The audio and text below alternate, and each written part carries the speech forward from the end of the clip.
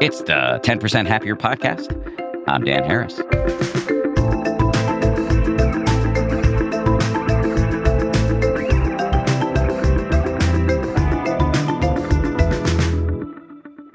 Hey gang, how we doing? For me, one of the most powerful and game-changing insights in recent years has been that the way I talk to myself has a massive impact on my happiness and also on how I talk to other people.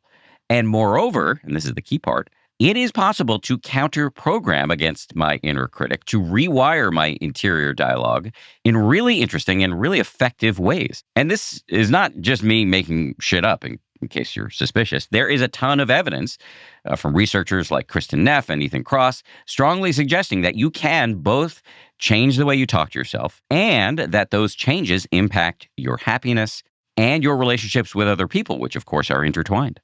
I say all of this because my guest today went through what he calls a Job year, as in the book of Job from the Bible. During this time, he lost his mother, he lost a long-term relationship, and he lost a really important job. And even though this guest is not a happiness expert per se, he developed some really interesting coping strategies in the midst of his grief over these losses. And one of the main techniques, and you'll hear him discuss this, was to learn how to be his own mentor, which I love. Sam Sanders is an award-winning reporter, radio host, and podcaster. He currently co-hosts two podcasts, Vibe Check with Zach Stafford and Saeed Jones, and The Sam Sanders Show. Earlier in his career, he was with NPR, and he has a master's degree in public policy from the Harvard Kennedy School of Government. This is part 2 in a 3-part series we're running this week on grief, a phenomenon that can be especially acute and painful during the holidays. What makes this series interesting to me is that we're not focusing on experts, although I will drop some episodes that we've done with experts in the show notes. But instead, we're focusing on real people who have navigated this stuff on their own, and they're going to tell us what they learned. And just to say, we're not just focused on grief over people who have died, although, of course, we do cover that. But instead, we're going to approach grief in a more capacious way with a broad understanding that loss is perennial and non-negotiable for all of us who live in this universe that is characterized by perpetual flux. On Monday, I talked to the journalist Cody Delastrati about whether there's a cure for grief, and coming up on Friday, my wife Bianca and I talked to the writer Sloane Crosley. Today, though, it's the delightful Sam Sanders. We talk about the fact that there's no right way to do grief, the value of feeling your feelings even though it sucks, why it can be helpful to take breaks from your grief without feeling guilty about it, the importance of play and joy, the changing nature of grief, what it means to be anointed by grief, and what it looks like to have a relationship with somebody even after they have died. Sam Sanders, coming up. Sam Sanders, welcome to the show. Hi. You're leaning on a pool table. I love it. Yes, you're giving me away. So yeah, I'm recording this from Las Vegas, where I'm giving a talk, or was giving a talk, and we're in a crazy suite at Caesar's Palace where they have a pool table. And so I'm leaning on that while I talk to you. And it's so interesting to hear your voice actually directly addressing me after having listened to you in a parasocial way, talking to other people for so many years. So I'm just going to kind of ease into the surreality of that. Okay. I always like it when people say, oh, you sound just like you sound. And I'm like, yeah, that was a goal.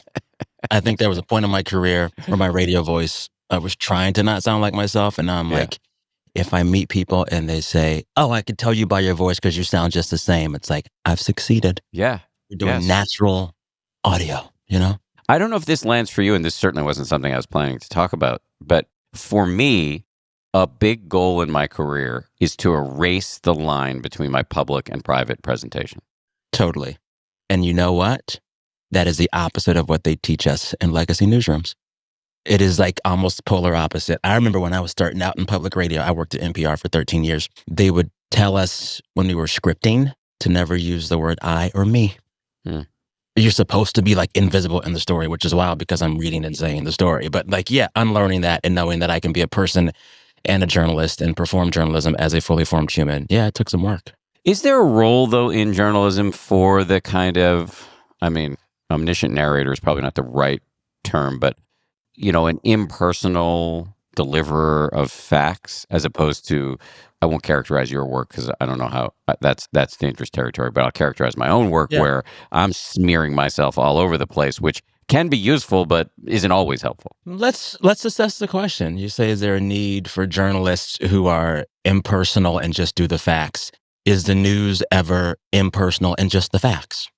The news is more than facts. It's also people and their feelings and money and power and sex and all of these things. And the actors making the news and creating these things that are newsworthy are people with feelings and emotions. So if you can't talk about that, you're not covering a story holistically. Why would I want to hear a political reporter talk to me about politics without talking about the feeling behind it? It's not just facts. It's not just logic, right? So I think we're able to have more comprehensive conversations about world events when we address the humanity present in all of these actors and in ourselves, and understand that, like, inherently humans aren't logical, they're emotional. So you must talk about emotion. Yeah, I think it makes complete sense to talk about emotion. The question is when and whether and where it's appropriate for the journalist to talk about their emotion. Yeah. One, I think there's space for both. I just need to know what you're doing and when and where. Yes, so So, full like, disclosure. Full disclosure, and also, like, knowing the role. Like, when you hear Yes. the top of the hour newscast, you actually just want the facts. Yes. But when you're digging into a podcast episode of, say, Ezra Klein interviewing JD Vance, I would love for Ezra Klein to be a person in that conversation. Yeah. It's better that way. So as long Yeah. as I know what I'm expecting, I think. What do you think? I'm curious. No, I agree with you. I don't actually come into this with a hard and fast opinion. Like I Yeah. said, I wasn't even planning to talk about this. I think you're right. And Ezra is a good example. I'm a big admirer of his work, and Yeah. he's been on this show before. I know he has kids. I know he's concerned about being a good father and a good citizen building. Like, so, like, that informs his work, and I'm glad that he talks about that in the midst of his work. You know, it makes it more holistic and whole for me. Agreed. Well, let's talk about your work, because on an excellent episode of your excellent show, Vibe Check, recently, you did a very brave thing, which is you talked about your grief. And so, to the extent to which you're comfortable talking about it here, I'd be interested in hearing just the basics of what you've been grieving recently, because I know it's multi-leveled. Yeah. So, for starters, Vibe Check is a podcast I've been making for almost 3 years with two dear friends of mine, Saeed Jones, the poet, and Zach Stafford, producer and journalist. And we call the show Your Favorite Group Chat Come to Life. In the midst of making this show and publishing episodes every Wednesday, my mother died. And she died a year and a few months ago. And I remember going home to Texas in the midst of her body collapsing and failing for the last time. And I was supposed to maybe make it up to New York for a live show Vibe Check had, but then that did not happen. But I remember in the week after the funeral, I remember feeling specifically and distinctly, one, that I wanted to talk about my mother, and two, that I wanted to talk about it with my friends, Zach and Saeed. But that would also mean that it would be recorded and become a podcast episode for our listeners to hear. And I don't think I ever had any pause about it, because I knew it would be rich and a good conversation. And a thing that I've discovered about grief is that sharing your story around grief allows others to share theirs. And there's an abundance in that sharing, and there's a healing in it. And so much of our culture tells us to keep grief inside and bottled up and just for us, especially after the period that we deem appropriate in which to grieve. But I found that talking about my grief with people I love and trust was healing, not just for me, but for other people. So to be able to have that conversation on our show and hear from people still to this day, a year later, about how it helped them, that is an honor. And that is the best tribute I can think of to my mother. There's a lot in what you just said. One thing that's coming to mind is one of the slogans that I use a lot for myself and just in my public pronouncements, to the extent that anybody's listening. One of the slogans that I use, which I did not invent, I stolen from somebody else, is never worry alone. We live in an individualistic culture where we make our struggles individual pursuits as opposed to team sports. And what you did on Vibe Check, and what you guys, not infrequently do, is model the benefit of the carpool lane. Oh, yeah. Well, and then here's the thing you realize once you start to share what you're going through. None of it's new. My favorite scripture, because I'm a church kid, I always loved the short scriptures because you could recite them quickly when you were forced to recite scriptures at church. But there's one in the Old Testament that says, there is nothing new under the sun. That's it. And I have to remind myself of this when I'm going through things that I think are hard. So after my mother died, a month later, there was a breakup of a romantic relationship that had been going for 2+ years. And then after that, there was a layoff. And there was this moment last year where I could have dealt with all of those things alone or tried to, but I was like, I'm talking about it. And then as soon as I began to talk about it, turns out I'm not the first person to lose a parent. I'm not the first person to lose a relationship. I'm not the first person in audio to get laid off. And what you find is when you share your grief, when you share your troubles, when you share your hardships, it's not just that you aren't alone. It's that other people can offer you potential roadmaps for survival because they have been through similar things as well. And you're sharing survival tips when you share your stories and get others to share their stories of the same experiences.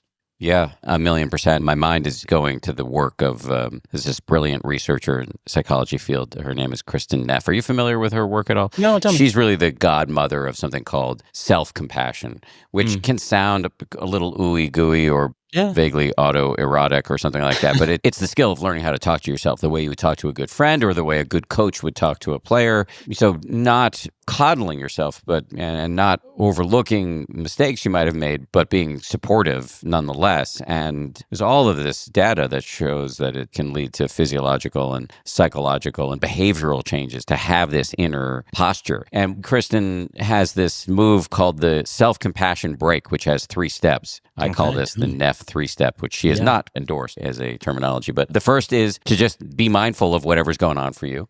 Mm-hmm. The second is to talk to yourself in a supportive way. And the third, which is actually usually the second, but I want to end on this because it's relevant to what you just said, is something called common humanity, which just means that whatever you're going through right now is being endured simultaneously by millions of other people. Anger, rage, grief, frustration, anxiety, whatever it is, you are not alone in this, even if you are physically alone in this moment. Yeah. So does any of that land for you? Oh, yeah. And it's not just there are other humans experiencing similar things in the same emotional space you are. I'm a student of popular culture and just entertainment. I've been covering that beat for years now. I have a new show that I host that's just focused on that. And also what I love about these moments of grief, of sadness, is that you can actually find a book or a movie or some music that speaks to those feelings as well. Something wild happened to me last year in the midst of my mother's death and my breakup. I discovered an album that spoke to both of those themes perfectly. There's this artist, this indie singer-songwriter named Caroline Rose, and they released an album close to 2 years ago that was all about this horrible, horrible breakup. But interspersed between all these really sad breakup songs were voicemails that Caroline's mother sent to them. Caroline's ailing grandmother sent her all these voicemails. And by the time we get the album, the grandmother has died. And so the voicemails that end up as interludes in this album were this ode to her dead grandmother. And I listened to that album nonstop in my latter part of last year, that portion of grief. And it was just knowing that someone had made an album that spoke so specifically to my moment, even though they didn't know me and I don't know them. That was beautiful. It was so beautiful. Yeah. Yeah, there are many sources of solace if we're willing to look for them and take them in. For sure. Let's go back to your sources of grief. Tell me about your mom. Oh my goodness. My mother was just a force of nature. She had like 18 jobs and lives and careers. She was a middle school principal, and my middle school principal. She was also our Pentecostal church organist and played at every service. And she and my father were small business owners. They both owned at certain points in my childhood, both a funeral home and a daycare. And she did all of these things while also being an active parent of 2 crazy boys, my brother and me. And she was perpetually the life of the party and the person you wanted to talk to in the room. She was just, I'm trying to put her on a scale that people who don't know her could understand her by, but it's like, there's some people and some celebrities where it's like, no matter what room they walk into, you're going to be like, oh, damn. Like whatever room George Clooney walks into, you're going to be like, George Clooney. And everyone there's going to be like, wow. On a South Texas scale, my mother, Regina Sanders, was that. Never a bad room. Yeah. Regina sounds amazing. Regina means queen. And she was. She ran her shit. Sorry. I'm not supposed to use profanity. You could. Okay. You can let it loose here. We have no rules. I'm not owned by any conglomerates. There you go. But she and my father, they were both just incredibly charming and very good at connecting with strangers deeply very quickly. Mm. And they liked it. Mm. My father loved small talk. My mother loved gabbing with whoever. And I hope and I pray that that has rubbed off on me. But even after my mother got sick, so my mother was very active in life until she had a stroke in 2002 that paralyzed her. It paralyzed her left side. So she was bedridden from 2002 until the day she died last year in 2023. So she spent 20 years paralyzed. But even in that, she was the charming, most charismatic person in every room. She spent time at home and I was taking care of her, and my brother was, and family was, but she was also in and out of a lot of nursing homes and rehabilitation centers. And everywhere she went, she just co-opted the nursing staff into like her Regina army. All of the women nurses in the building, she would figure out who could do black hair and would sweet talk to them and convince them to braid her hair after hours and keep it looking fresh. All of the men at whatever nursing home or whatever, she would flirt with them enough until she convinced them to bring her secret Mountain Dews to her bed. In her death, nurses she had along the way of her 20 years of being bedridden just showed up at the funeral, at the wake. I had no idea who they were, and they'd come and say, "We loved your mom. We loved your mom." And they'd have a story about her. And you don't expect that from someone who has suffered a massive stroke, who cannot move half of their body, who was stuck in a bed. But she was that till the very end. When you lost her, what was that like for you, both psychologically and physiologically? How did it feel on both levels? It was very mentally hard to wrap my mind around at first because, my father died when I was 18, and I was blessed enough to be able to take care of him during those last 6 months or so of illness. And so by the time he died, we had made peace with everything about our relationship. And the last thing he said to me before he went to the hospital for the last time was, "I love you." And I said, "I love you too." And when he died, I was like, "We're good." With my mother, I grieved the loss of her twice because she had her stroke in 2002 and became a different person. Parts of her brain that used to control how she regulated her emotions were dead now. Parts of her brain that made her a fully functioning adult in the world were gone. So her essence was still there, but in many ways, sometimes you were dealing with emotionally like a really smart and funny 13-year-old, And so I had grieved the loss of my mother as I knew her in childhood, but I also still had a version of my mother that was there, just different, very different, not better or worse, but very different. So when my mother actually physically died, it was a second death, and that took some time to wrap my head around because I don't think we think about death that way. But I lost my mother once, and then I lost her again. And I thought that I had been okay with her eventually dying because I knew as soon as she had that stroke, they said to us, "It's really big. Every day she's alive after this is a gift. She might live a year or two." She lived 20. So in my logical brain, I'd said, "Sam, you are ready for whenever she goes because you've been thinking about how close she is to death forever, for 20 years. But it turns out it hit a lot harder than I expected, that second death, Yeah, I really relate to the two deaths. And both my wife and I have, non-trivial amount of cognitive decline among our parents. And so I think that's quite common. And so when you say it hit hard for you, what did that look like? Were you having trouble getting out of bed, or were you finding that you were distracted? What was happening? I was avoiding a lot. So when they told me when my brother called and said, "There's a big seizure, this might be the one, come home," I went to Texas, where I'm from, San Antonio. I just kept working. I taped 2 episodes of my shows that week while she was dying. Then I had to take off the week of the funeral because I was getting that together. But then I came right back and went right to work. And I remember in the run up to the funeral, being in the same coffee shop one day, switching back and forth from writing the script for one of my shows and writing her obituary. And I just did it. What I try to do now is not get mad at myself for what I was doing in that moment. You did it because you thought you needed to do it. But there definitely was a crash. And there was a crash maybe 3 weeks after the funeral where that's when it got hard to get out of bed. That's when I didn't want to talk to anybody. That's when it was really dark and just, oof. But those first 2 weeks, I was on an autopilot and I was surrounded by people who loved her and friends and family. And so I just got through it, and was more social than I had been in the last year before that. But there was a crash that came maybe 3 weeks after. And what I had to tell myself and allow myself and forgive myself for was both of those versions of me. The Sam who was on autopilot is good. The Sam who had a crash 3 weeks later is good. And both of those ways in which you process grief in those moments are allowed and permissible. And like, you can't say one of those was the best way to do it. It's just, it's how it happened. It's how it happened, you know? I don't want to pretend to be an expert on grief, but I really co-sign on that story you're telling yourself, which is that both of those modes are good. And it seems to me that that first mode of let's get through this is really adaptive. I mean, the mind can only take in so much at once. So there's a certain amount of self-protection there. And also that in the aftermath of a death, there's just a lot of logistics you need to deal with. And so this is the thing. You don't really, it's hard to have time to grieve because what's she going to wear? I got to feed these people after the funeral. We got to get the program together at the church. Who's coming down? Who do I have to get down here to make sure that they can make it? Do we all have suits? Like, even the littlest things. I remember, like, having this freak out where we're like, oh, shit, we got to get her a bra.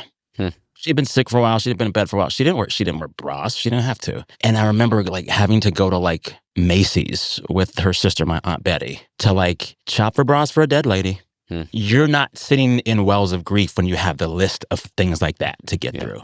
Yeah. So you're just getting through it. And I remember, once the list was done, once the people were gone, then it's just like, crash. You came up with a lot of really interesting and creative ways to handle that crash. I don't want to say get yourself out of it, because one of the myths of grief is that it's like that there is some sort of terminal point that you work through these stages and then you're done. One of the practices you came up with that I really think is smart, or wise might be the better word, is to personify the grief in your mind and have a conversation with it. Can you describe that practice and how you came up with it? Yeah. Through a lot of conversation with folks who think about this a lot. But I realized after my mother's death, especially compounded by this layoff and this breakup that came soon after, it's like I was feeling grief about the loss of these three things together, primarily my mother's death. And the usual way in which we talk about grief or mention grief in the English language is with a definition that's not at all sticky. Grief is this feeling, but we don't really describe it besides saying it's grief. Grief lives with us, but we don't talk about it as an object. Grief is there and as big as a proper noun, but we don't give it any names. And so what I would just start to do in those months of deep sadness would be to allow my grief to take on forms, just to take on forms. And there'd be some days where I would just be like, I'm sad today. I'm in grief today. What is my grief? And sometimes it was a person that I was talking to or cursing out, or sometimes it was a cloud, because a dear friend told me once, all feelings and emotions are clouds. When they're over you, that's all you can think about, but eventually clouds move on. There were some days where my grief was a tree that I was looking at outside of my window. But the action and the activity and the practice was to place my grief into some form that I could look at or speak to. Because as soon as I could do that, I could grapple with the grief in a better way. Because think about it, when you say the word grief, what can you summon? It's grief, I don't know. But like, if grief is a cloud, I can think of a cloud and a cloud moving. If grief is a person, I can think of Sally and what she's saying to me today and having a conversation with it. If grief is a plant, I can think about it growing and what it means to let grief flower. But I have to make grief a thing so that I can deal with it. Mm-hmm. I'm currently reading Ta-Nehisi Coates' new book, which is not about grief, or a different kind of grief. But he says we cannot solve problems or speak to issues until we can see them. And for me, I had to allow my grief to become something that I could see and like touch in my mind. Two things come to my mind as I listen to you say this. I mean, all lands very well for me. One is there's this psychotherapeutic school called Internal Family Systems. Have you heard of it? I have, because who told me about it when I interviewed him years ago? Jonathan Van Ness is a student of this mind of thinking. He told me about it in an interview years ago.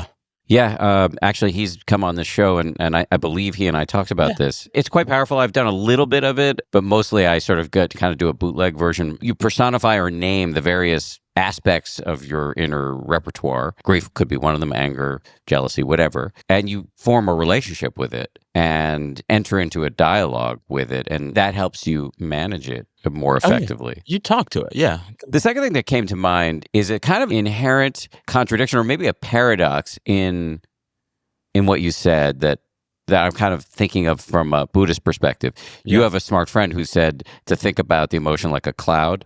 And then you also talked about the importance of naming a thing because without naming it, it's hard to talk about it.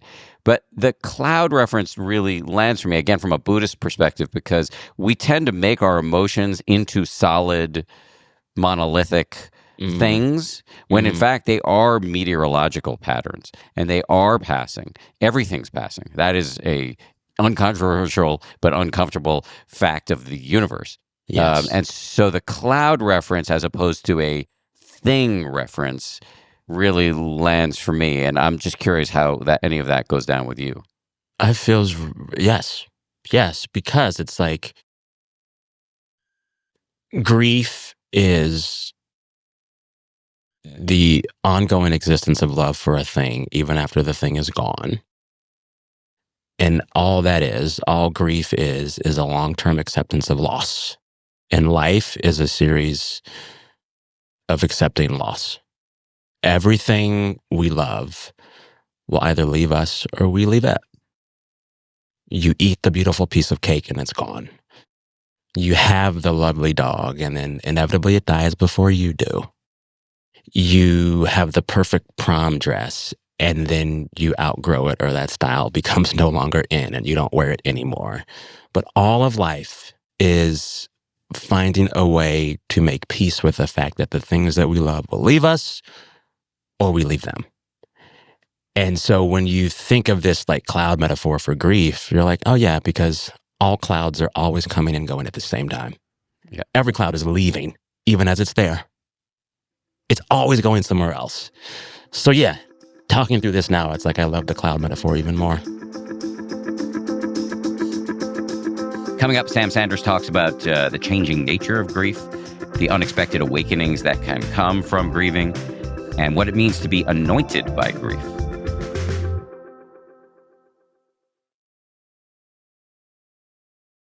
On the episode where you talked about grief on Vibe Check, one of the things you talked about was tuning into the changing nature of grief and how it changes over time. And so I wonder if there's maybe more to say about that Oh here yeah. and now. Oh yeah. I remember when I reached this turning point with my grief and I began to see my grief as an object or a person or a thing that was giving me multiple things. So I think at first, my grief was giving me deep sadness and deep reflection. And I was like, okay. But then I got into this headspace, and I talk about this on the episode of Vibe Check, where my grief was introducing me to abundance. You know, we're taught to think of grief as just the presence of scarcity. This thing I loved is gone. Scarcity, I'm mad it's not there anymore. But talking about my grief opened up this incredible amount of abundance in the conversations I was able to have with other people about their grief. And those conversations felt abundant and expansive because they opened up new feelings and new connections with new people. So there was a moment of my grief in which it felt incredibly abundant because all of a sudden, being in my grief and talking about my grief led to all of these new and intense and deep and loving connections, right? And I was grateful for it. But I think the third turn for me was probably a few months into my mother's death and then this breakup. And I began to find ways to be grateful for my grief for the beauty it presented to me. And I want to tell you the exact moment when I like had this epiphany. So at this point, I'm just like in the throes of it. And anyone who lives in LA, you know that like LA is constantly asking you to like leave. LA is constantly saying, if you just drive 2 or 3 hours, there's something else that you can do. Go to the desert, go up the coast, go here. Like LA always wants you to like take a weekend trip. And I took a weekend trip to San Diego solo. maybe 3 or 4 months after my mother had passed. And at this point, I've now had this serious breakup too. And I was like, I'm just going to go be sad on a different beach. And so I go to San Diego and I was like, all right, I'm here. And I ended up, I kid you not, booking a hotel room in a hotel that weekend had like 2 weddings. So I see all these people getting married while I'm here to be sad. And I'm like, and I'm mad about it. But then I'm like, Sam, just do your thing. Just vibe, enjoy the ocean. So I'm walking along the ocean one day, looking at the seals, and I'm playing this episode of Vibe Check in which my co-host, Zach Stafford, is talking to Jenna Wortham about the beauty of blue spaces and water. And so it was like crazy to hear my friends talk about water and healing while I was walking along the water looking at seals. And I was like, this is really beautiful. Then I began to play that album I mentioned, the Caroline Rose breakup album that also had voice notes from her dead grandmother. And I was like, oh my God, this album is really beautiful. And the combination of this blue water and this blue podcast conversation and this very blue album felt really just beautiful, right? And I'll never forget after that day of doing that, I wanted to sit and just like watch the water at night. So I go to this balcony in the hotel where previously there had been a wedding reception because I saw them there dancing. And there was this moment where I'm sitting there playing a sad Caroline Rose song, thinking about being blue, seeing the midnight blue water under the moon. And I'm playing the song and I'm crying. And the water, I can like hear it and feel it. And the air is crisp and the moon is right there. And as sad as I was, I also said to myself, this is one of the most beautiful moments I'll ever experience. Like, the moon was brighter. The waves were deeper. The music hit harder. The poignancy of being in that space at that time, all of it was heightened because of the grief. Had I not been experiencing deep loss and the deep pain caused by these life events, none of it would have been as beautiful. Do you know what it feels like when you listen to a really sad breakup song when you're happy? Doesn't feel like anything. You can't really feel it until you're sad. Yeah. And I had that like aha moment on that balcony in San Diego at that beach, watching the waves, playing Caroline Rose. And I literally, out of my mouth before I knew it, I was like, I'm thankful to my grief for this moment of beauty. Yeah. And being able to thank my grief for something, for anything, especially that deep beauty, it immediately made all the grief hurt less because I was grateful for it. And my grief was a gift. It was a gift. So, and that was this just big light bulb. And I know you're not there and you don't know what it was like, but I think back to that moment and it was just one of the most beautiful things I've ever experienced. And I wouldn't have experienced it if not for grief. So I'm grateful for it. I'm grateful for it. It's so good. It's a tearjerker. Exactly. If I were to sum up, maybe I'll screw this up, and so you'll hopefully feel free to correct me. But if I were to sum up at least one aspect of the amazing set of paragraphs you just uttered there, it's like you're doing this inner jujitsu move of turning what I guess maybe objectively could be called a shitty chapter in your life into a series of awakenings. That may sound a little grandiose, but like just waking up, literally Yes. waking up, being grateful for a moment that would have, if you were not in grief, you probably wouldn't have even been at that hotel. You probably would have been home, watching Netflix or whatever and not awake at all. Do you know how many times I go to the beach and don't think about the beach? Yeah, exactly. I have lived in LA for a decade, and there'll be so many days where I'm like in the most beautiful setting and I ignore it because there's traffic, or I ignore it because I'm hungry, or I ignore it because people are annoying. Yeah, I appreciated this beauty in a way that I had not ever before. I cut you off. Sorry, go ahead. No, please cut me off anytime. And the other thing that you woke up to, though, that is equally, if not even more important, goes back to like the never worry alone aspect that we talked about at the beginning, which is you were enduring an indelible and in many ways anguishing aspect of the human condition, which is losing. And you used that, and used maybe sounds a little too instrumental, but you use that to connect to other people and make your own life richer. So I just hear that as well. Yeah. I think back a lot to the things that I was consuming in those moments. So I think I told you earlier, I host a second show besides Vibe Check that is just about the entertainment and pop culture that I love. It's called The Sam Sanders Show, and I interview creatives about what makes them creative, and I talk about the culture. But I've always been obsessed with the ways in which we can find cultural artifacts, music, books, movies, TV, or whatever, that speak specifically to our current moment. And we can find connection with people we've never met. And so it's another way in which I'm grateful to my grief, because it helps me seek out these things that help me find connection with strangers through their work. I don't know Caroline Rose. I do not know Caroline Rose, but I'll always think of that album and how it helped me through probably the most difficult year of my adult life. And if I ever got the chance to meet them or interview them, we'd start the conversation as if we'd known each other for years, because we have. Right. If that makes sense. Yeah, it does make sense. I mean, I'm just thinking back to like my early life and how callow I was in many ways, and how, as a result of having had it too easy, I think sometimes joke about it. I have personally all the advantages, all the privileges that are available, with the possible exception of the fact that I'm short. And I think that pushed me even further into, in the hall of mirrors, in a culture that is always pushing us into individuality in the most noxious sense of that term, individualism. And when you go through something like grief, at least what I'm hearing from you is that it's this opening up. If you're willing to embrace it, Yes. you really did. Oh, yeah. Opening up where you're connecting with all these other people. Connecting. Yeah. No, I'm so glad you say this again, because I'm remembering a thing that I talked about on that Vibe Check episode after my mother died. I was talking about this grief with my co-hosts, Zach and Saeed. Saeed said something that just cracked me wide open. He said, sometimes my grief was so heavy, it felt as if I was anointed by my grief. It's like, oh my God, Saeed, anointed by your grief. And he's like, yeah, I felt anointed by grief. And I said, Saeed, I'm a church kid. I grew up in a Pentecostal church. I know Bible. And I know that, like, in the biblical context, the only purpose of an anointing is to share it with other people.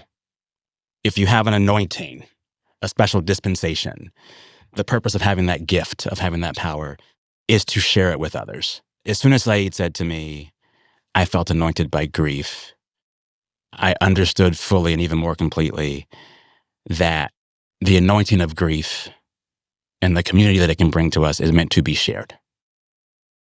To be shared. And that is inherently diametrically opposed to what we're taught about grief. It's internal, it's quiet, it's solitude, it's in you. No, your grief is an anointing. So one, you're meant to share the best of it and meant to share it with others. But two, gosh, it's also a gift. That shifted my foundation. My grief is a gift, and I'm blessed to have it. Yeah, and you're, to continue with the church language, blessing other people by being so public about it, by using the anointing in the way in which it's supposed to be used.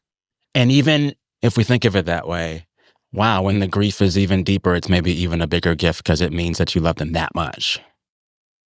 When the grief is even deeper and bigger, it's an even bigger gift, because you can open up your heart that much more to other folks that have experienced the same thing. Someone close to me said, after all this, in that really bad year, I called 2023 my Job year. But someone said to me, in all of this, your heart expanded. Your heart expanded. Huh, I'll take it. That's a blessing. That's a gift. And that was only given to me by the grief. It's a blessing. Coming up, Sam talks about what it looks like to be in a relationship with somebody even though they've died. And we talk about how pop culture fits into all of this.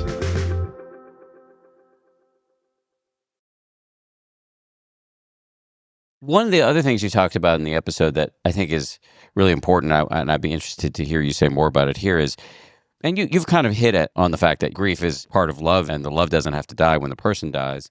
But there's this idea of like continuing your relationship with your mom or anybody else you've lost. And so I'd be curious to hear you talk a little bit more about that. Yeah. I did it a lot with my dad.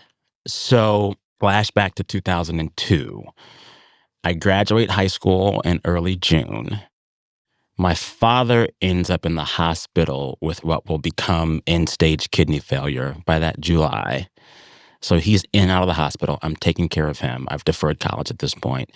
And then in September, my mother has her stroke that paralyzes her. By December of that year, my father is dead. My mother is still in nursing homes. But when my father died, we were as close as a closeted gay 18-year-old and an emotionally repressed 88-year-old former farmer and heterosexual could be. So my father had been always very physically present. He was always there. He took me to all the practices and games, but we were never emotionally connected because he was never a guy who talked about his feelings in the way that many straight men of his era were. He just didn't discuss. I remember telling a friend this years ago. I don't think I ever heard my father ever use a statement or sentence that started with, I feel. He didn't do that. He cracked jokes. He was fun to be around, a fun conversationalist. But he and I never talked about our emotions together, and he wasn't known to do that. And so he died having been a constant in my life, but also someone that I did not have a deep well of emotional connection to draw on. So a thing that I did with my father for years and still do sometimes, whenever he would pop up in my mind, especially when I was going through the typical trials of like young adulthood, I would just imagine that my father were the character I needed in my life right at that moment. So I'm 22 and trying to figure out how to think about graduate school. And I think of my dad, and I would just like imagine my dad as like a college counselor. Well, we talk about it. Or I have a breakup and I think of my dad and I would be like, Dad, what if it's just you and me at the bar talking about this breakup with this man? And I would imagine that. And I allowed myself to imagine my father as different characters for me that gave me what I needed in and throughout my adulthood. And at first I thought I was crazy. And then I said, no, it's fine. It's my grief and it's my dad. And I wrote about it a little later. I said, my memory of my father has beautifully shape-shifted over time to comfort and console me. It's become its own being with its own plot arc. And so part of the abundance of that grief over my father is that in his death, my imagination allowed me to have him serve and perform multiple roles, you know? That was cool. That was really cool. Especially after, not being able to have some of those emotional connections with him in his life. So yeah, I think that like the relationship with people we love once they're gone, I've learned to accept and love that it's not static. Even if you don't do the thing I'm doing, where you imagine a loved one in different scenarios and different roles, even without that, your memory of them is going to change over time. And what you know them for and love them for and what they mean to you will change over time. And I think it's about embracing that and loving that and not getting mad about it. I got mad at myself for a long time because I never saved my mother's voicemails. And I missed the sound of her voice. And I missed the sound of her voice before her stroke and the sound of her voice after her stroke. And I would beat myself up over that. And then I said, no, Sam, you have this really amazing gift now. Through that lack, you can imagine her voice however you want. That's cool. What is she going to sound like today? You let me know, Regina. I'm ready to listen.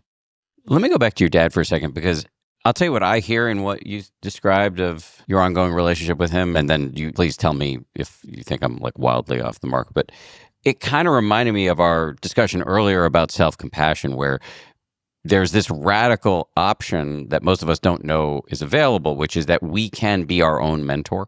Mm-hmm. Because we're very good at giving advice and solace to our friends, our kids, but usually just end up treating ourselves like shit. And it seems like you're using an avatar of your dad. Yes. To do that for yourself. Yes. All that I'm doing and all that I've talked about this entire conversation with you is just me finding different ways to talk to myself without thinking I'm crazy. Yeah. I'm just talking to myself. When I'm personifying my grief or making it a plant or a cloud or a person, I'm talking to myself. When I'm imagining what my father might be in this way or that way or whatever, even after his death, I'm talking to myself. When I'm thinking about what my mother's voice would sound like to me today, I'm talking to myself. And I think that I hate that we're taught this as kids. Oh, the people who talk to themselves are crazy. No, they're not.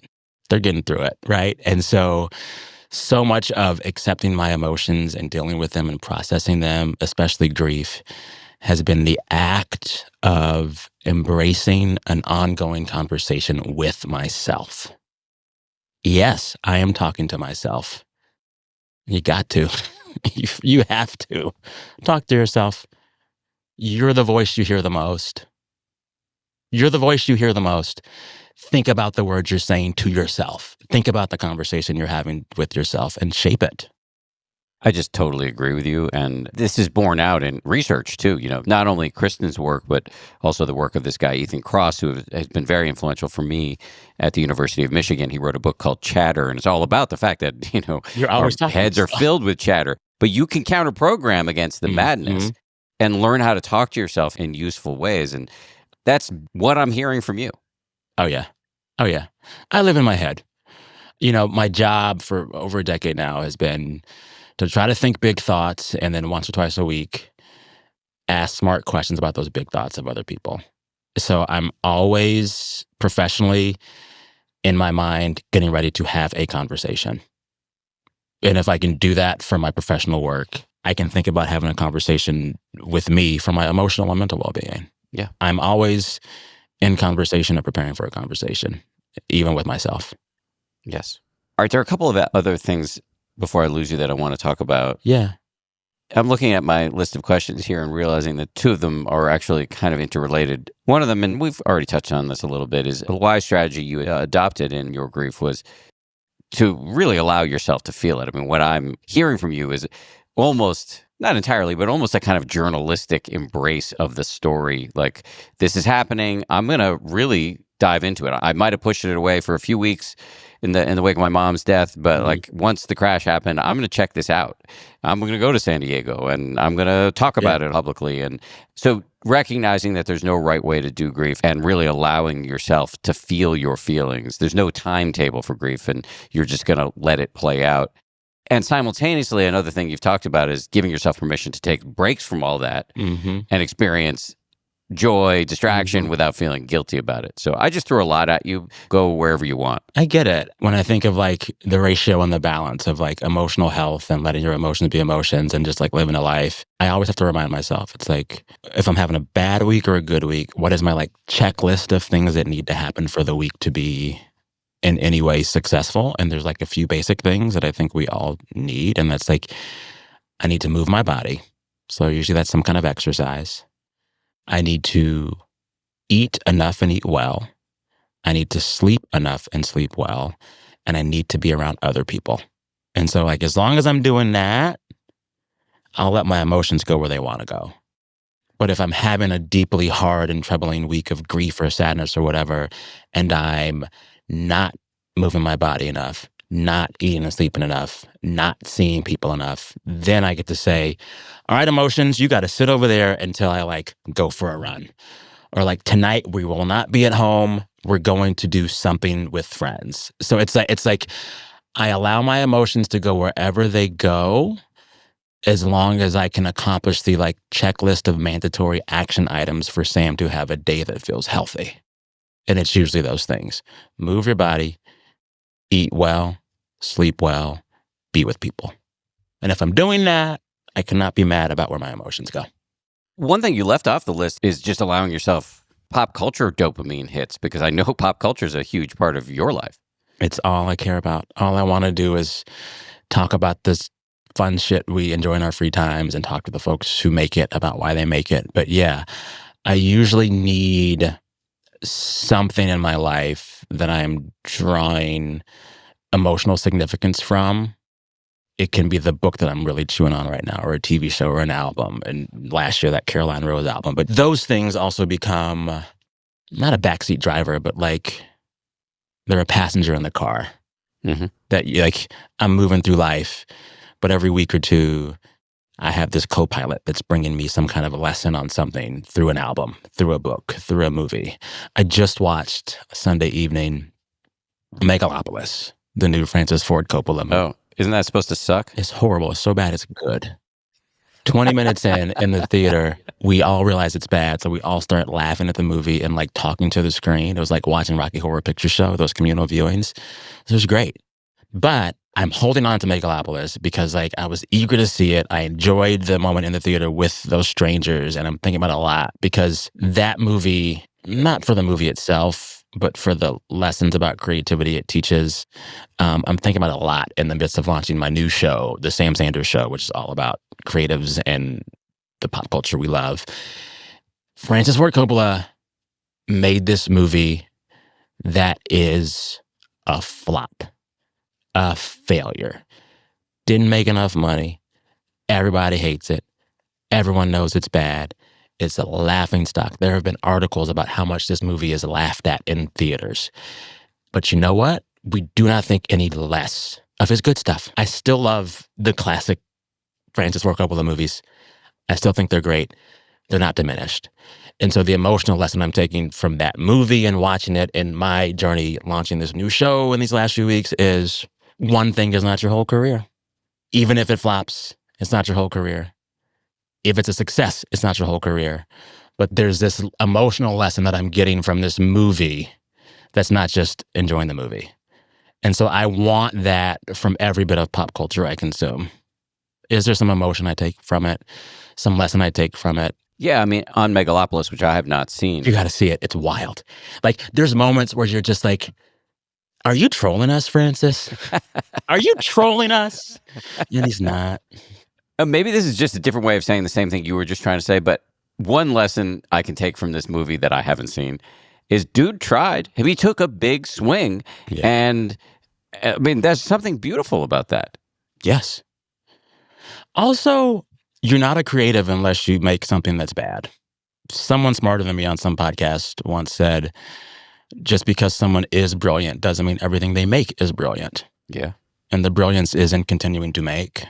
So, like, I sure do hope I have a horrible Megalopolis level flop at some point because it will mean that I iterated on every idea I ever had. And that's a blessing. Mm-hmm. That's a gift. Back to grief, I think also what I'm hearing from you vis-a-vis pop culture and its many pleasures, both superficial and profound, I think what I'm hearing from you is that even when you're in the midst of grief, it's okay to, enjoy an Instagram reel or to... I hate these people who are performatively sad all the time. And I hate these people who are like, every day there's a 3-alarm fire because there's so many disasters. So they only live in the wake of these disasters and they're only worried about everything. And they're so anxious all the time about everything. Shut up. It's so performative. No one only feels one emotion. And the people who are always performing doom and gloom and dread and anxiety, it's a performance and they're lying to you and themselves. Because the human brain and the human heart is not wired to only feel one thing all the time. We go through a range of emotions every single day. And I want to be around people who respect all of those emotions holistically. And the people who are sitting around concerned trolling on Twitter because everything is the biggest 3-alarm fire. And why aren't you sad and upset all day? If you're listening now, you people, shut up, you're lying. Shut up, you're lying. I has a little cake as a treat. Right? You don't live, no one lives their entire day on one emotion. No one does. You can't do it. I mean, to continue your theme of being churchy, amen, absolutely. And we live in a world where that kind of performativity is rewarded because we all live in public now. Oh, yeah. And the algorithms reward some specific emotions in particular. It rewards the quote-unquote negative ones more than the positive ones. Yeah. But that's not how we live. So I have to constantly remind myself, like, there's a thing I say to myself all the time. You cannot set yourself on fire to keep other people warm. It's not good for you. And also fire doesn't work like that. And I think in this era of performative interneting, we sometimes think that performing angst and anger and sadness over the state of the world is actually helping fix it. But it's probably not. You were just performing those emotions. And the best way to create the world that you want to live in is to try to become a joyful warrior, So I want to make space to see these things and see these horrors and these atrocities. But I also need to know that, like, you know, you got to put the fucking mask on your face before you put on the kid next to you in the plane. You must take care of yourself to be prepared to build the world that you want to build. And part of taking care of yourself is allowing yourself to have joy and to find joy and to like seek it out. And like joy is not a trivial endeavor.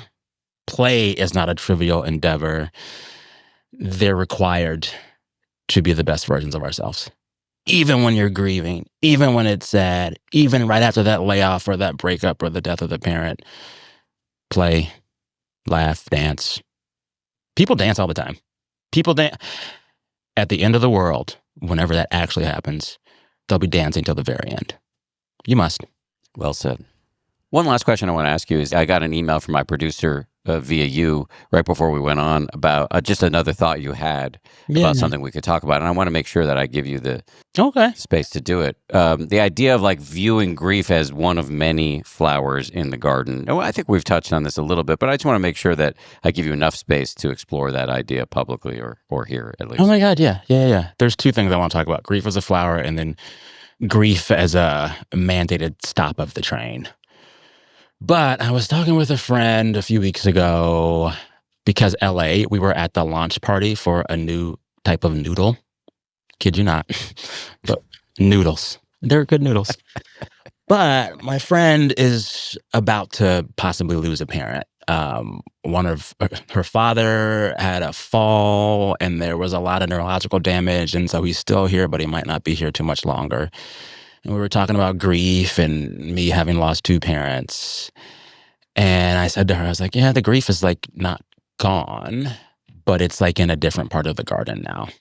If every feeling I feel is a plant in the garden of my emotions, sometimes it feels like grief is like the big tree in the middle and all of the garden is responding to whatever this tree is blossoming and blooming and growing. But now it feels like my grief is this plant that lives on the side of the garden and I see it and it's there, but I don't have to eat the fruit and I don't have to overwater it. And maybe it's not getting in the way of the other plants all the time, but it's a plant that's there and I can still nurture it.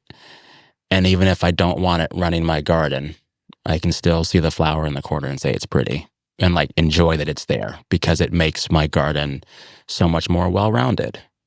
There'd be less one color in that palette if the grief plant wasn't there. So it's pretty. So that for one. And then another thing that I was thinking about, and I mentioned on the show, was appreciating the way big grief, like the loss of a parent or even a breakup, can feel like it stops our lives. You know that feeling when you lose a big thing? I see you grabbing the mic. You feel it, right? When it's like a death, a loss, it's like your life stops. You're like, oh, fuck. My train stopped. When my mother died, as sad as I was about her dying, I also was like, God damn it, how many podcast recordings will I have to miss? Literally, I thought that, because you just do. And I was like, I'm mad. My train has stopped for a bit. The normal movement of my life has stopped by this dramatic grief event. And I think that in adulthood, especially in the kinds of adulthoods that we live, we think the train is always supposed to be moving and that the train should always be moving fast. And that if we optimize our lives enough, the train can move even faster. And what grief does, especially an immediate onset of a loss that perpetuates deep grief, it stops the train that is your life. It stops the train. And you can choose one of two paths when a train stops. You can be mad the train has stopped and complain about the train being stopped and curse the conductor and the train itself. Or you can say that the train stopping is like maybe a rest stop and a place in which you can go to the bathroom, debrief, think thoughts, figure out what should be on your train and what shouldn't. Figure out if you need all those carry-on bags with you on this journey. Figure out if you're on the right train. Switch trains. We can't do those things until our train stops. we can't have a moment to reassess until the train is stopped. When the train is moving, you can't think that big. And so, one more thing that I've been grateful to my grief for in the last year was that it stopped my train for a bit. Train stopped, and I asked myself a few questions. Where do I want to go? What do I want to take with me? And at what speed should I proceed? My mother and her death stopped my life enough for me to ask myself those questions again. In that way, she mothered me. I appreciate it. Everything you just said was really beautiful, especially that thing at the end about how she's still mothering you. And it reminds me a little bit of a bedside with my father-in-law recently as he died. And this incredibly wise doctor came into the room and was explaining that because my father-in-law was so clear about his end-of-life care instructions, Mm-hmm. in some way he was parenting us in that moment as he died and was out of it, so Oh, yeah. they live on in that way. They live on. What a gift that our minds and our hearts are able to conjure deeper meaning and conjure these feelings and appreciation, even in the midst of like tragedy and loss. As grateful as I am to my grief for all that it's given me this last year, I'm so grateful to be human and to be able to think these big ideas about the world. Our consciousness is a gift, the ability to make big meaning from life and loss is beautiful, is poetic. Life gives us words and we get to make prose out of it. That miracle of creativity and of art is one I'm continually finding new ways to be grateful for. I guess what I'm saying is it's great to be human, man. It's pretty fucking awesome. Most days. I'm so impressed by how you handled that, or your Job year, and also very grateful to you for coming on here and just talking about it so openly and so well. Before I let you go, can you you mentioned your 2 shows. Yeah. But can you just mention them again? And also anything else that we should know about if we want to, Yeah. learn more about your work? Yeah. You can hear or see me twice a week. The show I host with my dear friends, Zach Stafford and Saeed Jones. We call it Your Favorite Group Chat Come to Life.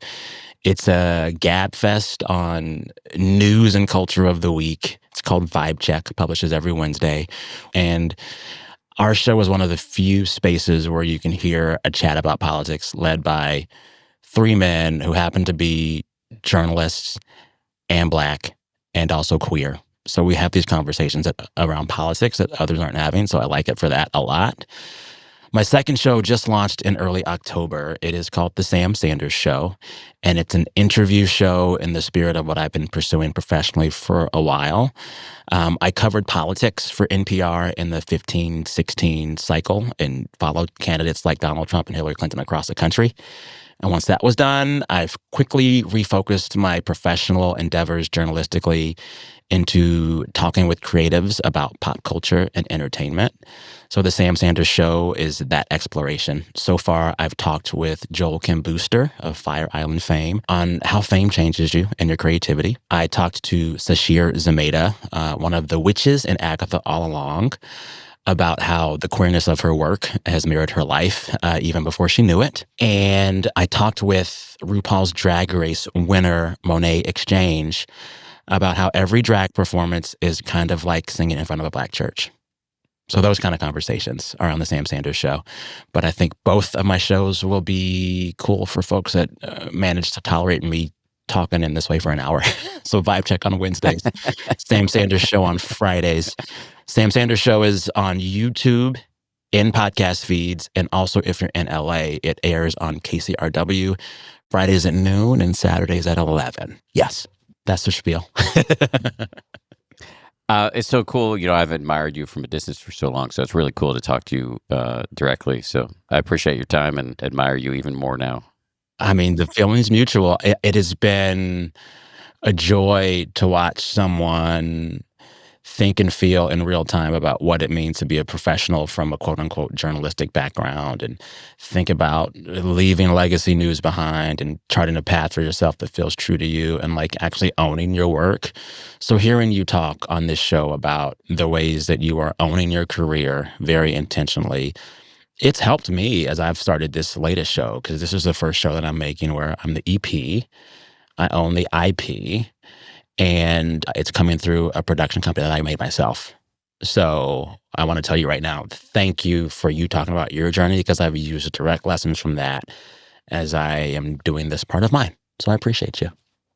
I appreciate that. Everybody should go support it, because what Sam's trying to do of doing it on his own, or not quite on his own, but really trying to own his own stuff and be disentangled from some of the larger structures is not an easy thing to do. So To freedom. yeah. Thank you again to Sam. During that conversation, there were a couple past episodes mentioned, and I will drop links to those in the show notes. Those include my conversation with Dick Schwartz, the creator of IFS, a conversation with Kristen Neff, the godmother of self-compassion, my conversation with Ethan Cross on our inner chatter, and my conversation with Jonathan Van Ness. As always, we'll be doing a cheat sheet for subscribers over at danharris.com, where we sum up the key takeaways and give a full transcript. So if you're a subscriber, you'll be getting that, or you will have already received that in your inbox. Also at danharris.com, you get the chance to chat with me in the text, and also many of our guests pop into the chats as well, which is super cool. And I'm doing monthly live AMA sessions and much, much more. I personally would love your support and feedback if you care to take the time to sign up. Final thing to say, I want to thank everybody who worked so hard to make this show. Our producers are Tara Anderson, Caroline Keenan, and Eleanor Vasily. Our recording and engineering is handled by the great folks over at Pod People. Lauren Smith is our production manager. Marissa Schneiderman is our senior producer. DJ Kashmir is our executive producer. And Nick Thorburn of the band Islands wrote our theme.